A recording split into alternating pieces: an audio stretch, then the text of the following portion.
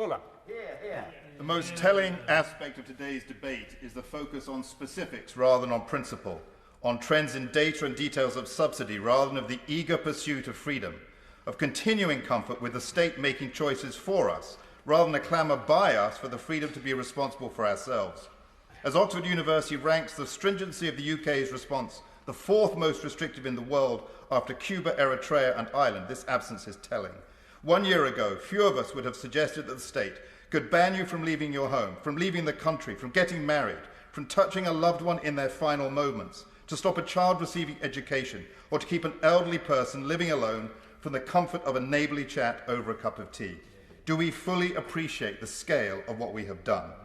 This has been a year of ambiguous choices when each of us in Parliament has had to wrestle with our conscience to render judgments with many unknowns.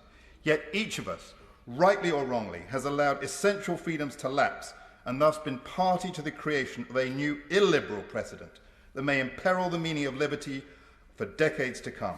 We should each reflect on our judgments to determine how we can repair our common heritage of freedom. For the House to reflect whether it has provided effective legislative scrutiny, whether casting members away gave too much allowance for executive decree, whether the experiment of remote technology has substituted a pretense for the substance of scrutiny, parading a Potemkin Parliament as the real thing.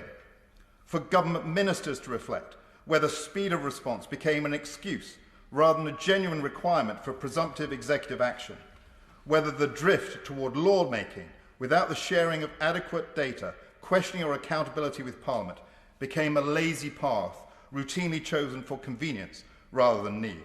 For the opposition to consider why their response to the greatest power grab by the state has been to demand more state, more restriction and more control, a series of cynical, tactical moves designed to wrong-foot government in mid-crisis, at best setting out a vision of even greater repression and control whilst heightening public fears and worry. For myself and my colleagues on these backbenches, to reflect whether a more vigorous defence of our liberties was called for, and if so, why we did not heed that call. For our citizens, we should ask to what purpose we removed those liberties a year ago, and again today for the withholding of these liberties yet further. For the decision has not been so much one of medical necessity, but rather of a presumed political necessity.